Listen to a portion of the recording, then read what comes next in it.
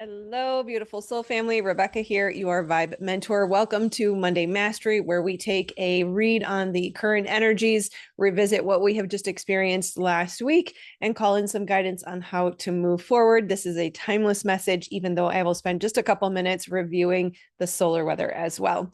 So, how was your week? It wasn't so bad on my end. I don't know about you, but things remain generally pretty chill from a solar weather perspective. We did start the week off with a geostorm that hit a KP5, nothing major, and then handfuls of C-class flares the majority of the week, all the way up until about Thursday, Friday, where we started to see a couple of M-class flares, but relatively mild week again, which is surprising. And they say that we're in solar maximum, but hindsight is always 2020. It was nice to see a little bit of a softening of the energy this week. I won't say that it was awesome all week, although Wednesday and Thursday seemed to be really enjoyable, soft, easy, but lots of ups and downs, moments of clarity, and then setback where it kind of felt like we're moving forward, we're not moving forward, we're moving forward, we're not moving forward. And it did feel like a bit of relief, even with the back and forth, the ups and downs. It was a beautiful solstice energy. Absolutely loved the solstice. The light is returning up here in the northern hemisphere, which is super exciting for those of us who live in darker climates. It's a welcome relief that the sun is coming out again. The sun is coming back. We're also stepping into Capricorn season for the first time without Pluto in 17 years. So that is extremely exciting. As a Capricorn rising, I am super excited about that. And yet also having an Aries sun, I don't love all of the retrogrades that we are going to be experiencing now through April, but of course, we embrace both the light and the dark, the feminine and the masculine, as well as the retrogrades and the forward momentum. The retrogrades means go within, right? So we've gone from a Mercury retrograde, now we're in a Mars retrograde, then we're going to have another Mercury retrograde before we have a Venus retrograde. So all of the personal planets will retrograde between now and April. So we are very much in an extended period of inner dialogue, inward reflection, review, all of the R words, right? So really start to soften your expectation around external movement and activity, and know that this is going to be a time of inward adjustment and evolution that will then lead to the outward shifts and changes that we can look forward to likely in the spring. This is a time to hold yourself through any discomfort, hold yourself with grace and compassion. Remember that if something comes up for review, it does not mean that there is anything wrong with you. Life can be messy for all of us humans sometimes, and that's okay. Thank God for grace, right? Notice the internal dialogue that may cause more unnecessary suffering. Really start to look at where you are in resistance to yourself, to your life, to the process. Where and what are you resisting will point to the cause of any suffering that you may be experiencing. We want to melt into the discomfort.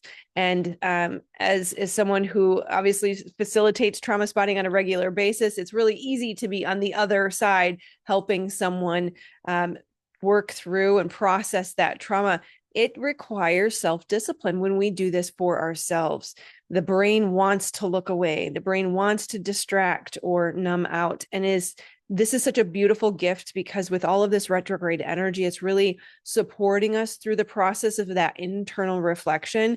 And so it's extremely important that we maximize this opportunity so that we can catapult forward after having done the work. So really melt into the discomfort. So if you find a sensation in your body that is connected to an emotion or an experience, bring your presence and awareness to it and imagine yourself literally melting into that sensation in your body. Allow the divine to speak to you through the gift of the body, remembering that we are a portal for the divine mind, that God eternal lives within the body. The kingdom of heaven is within. The body is not your own.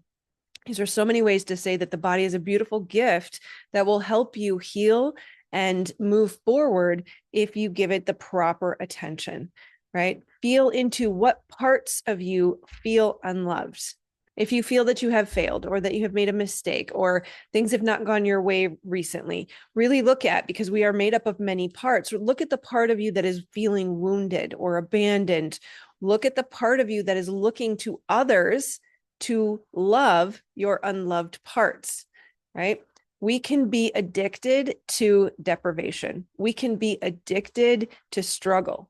We can be addicted to abandonment, and we don't recognize these things. Those are the kinds of things that are very much below our conscious awareness, and the parts will hide because they don't want to face the pain of those beliefs and those experiences. But if we continue to experience them over and over and over, that is pointing to that unhealed wound or that trauma or that need for awareness around our addiction or our unloved part. Another question you can ask is, what is it that you are seeking outside of yourself? What are you, when you pick up your phone and you're looking for something, what are you looking for? When you want someone to pay attention to you, or you wish someone would call you, what is it that you are seeking from that external source? And then look at how you are not giving that very thing to yourself, right? This is why we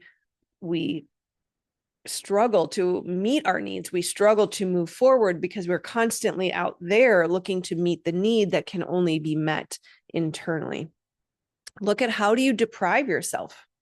How do you abandon yourself? How do you put yourself last?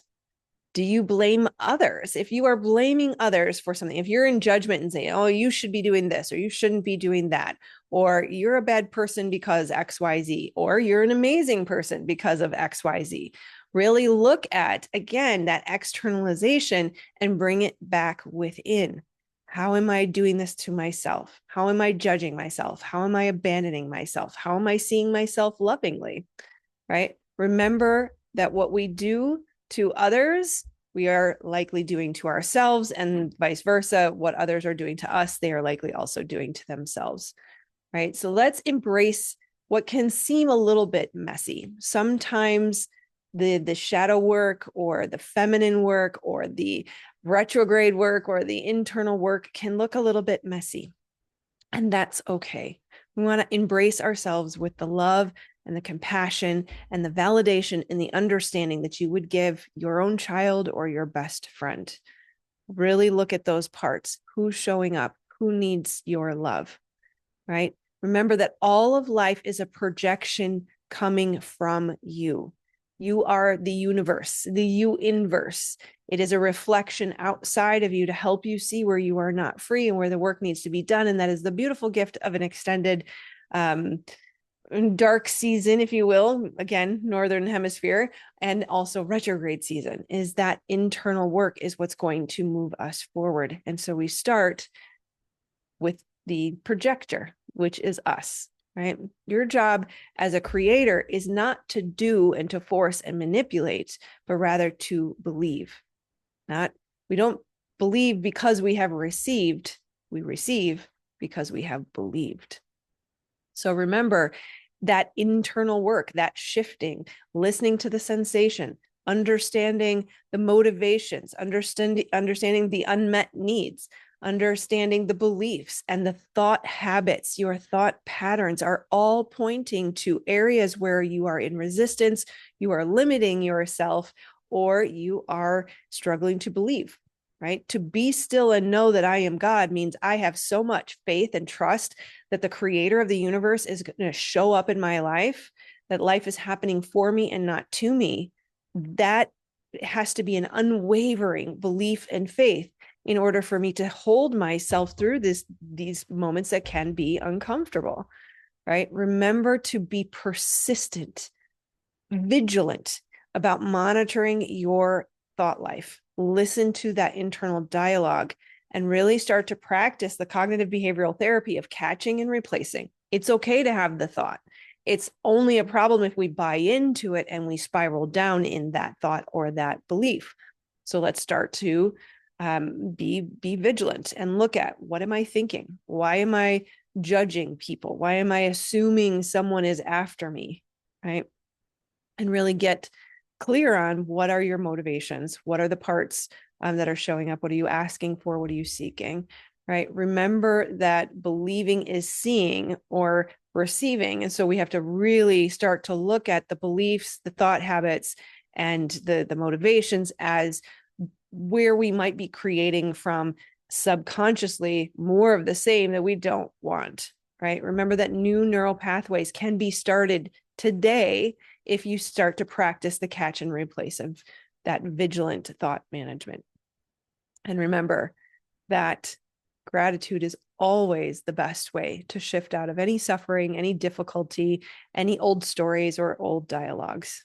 So I love you, my friends. Hope you have a beautiful holiday, and I will see you on the next one. Namaste.